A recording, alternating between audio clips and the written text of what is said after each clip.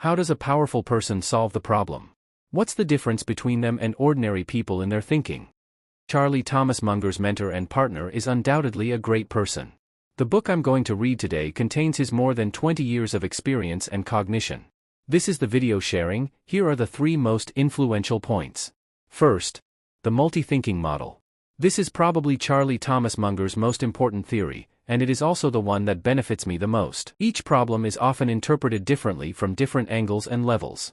For example, your leader is very irritable and has a strong desire to control. How can we get along with him?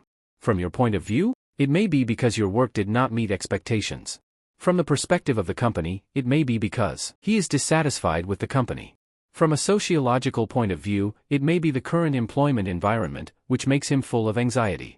Different perspectives have different possibilities, and each possibility corresponds to a solution. Therefore, if you want to fully understand the problem and find the best solution from all solutions, you must have multiple thinking.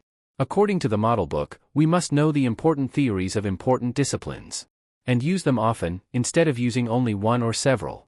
Most people choose their majors from high school to college, and their growth direction has become more and more vertical and simple. With the advent of the information age, especially in the following AI, skills in a single field will be easily replaced by AI. The best way to remain competitive is to cultivate your own multi-thinking model. The multi-thinking model does not mean that you need to learn multiple fields at the same time. You can gradually expand from one field you are good at and derive into other different fields. For example, from mathematics to philosophy, philosophy to science, science to psychology, and then the integration of various disciplines. You will find that we used to have problems that seem to exist independently. It turns out that there are thinking models connecting each other in different disciplines and fields. Once interconnected, we can form a new and more comprehensive thinking model. This thinking model can help us see the problem more comprehensively and deeply, and make the problem simpler and clearer. Humans have the ability of rationalized. When we find a problem, we tend to attribute the problem to an external environment that is not under our control, or factors beyond our ability. Few people will consider factors within their own ability.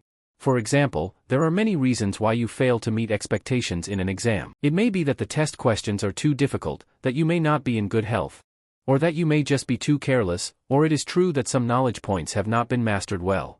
If the problem is attributed to the first two, the next exam will probably still not meet expectations. Those who attribute the problem to the latter will basically make progress in exams again and again, as well as in work and life.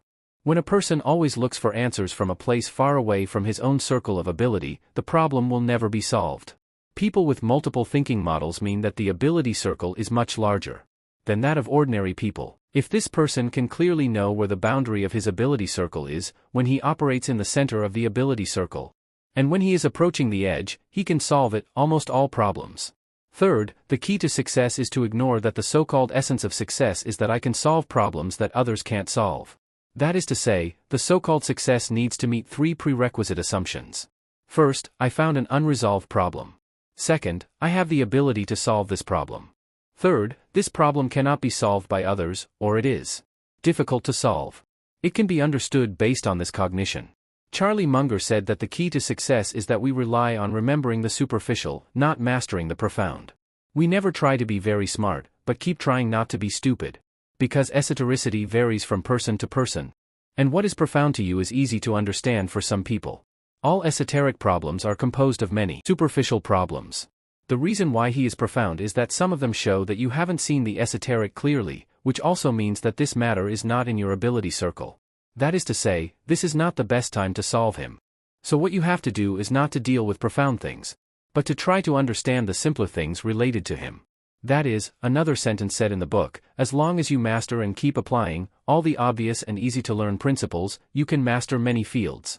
Finally, share a sentence from the book to end today's reading. The most reliable way to get something you want is to make yourself worthy of it.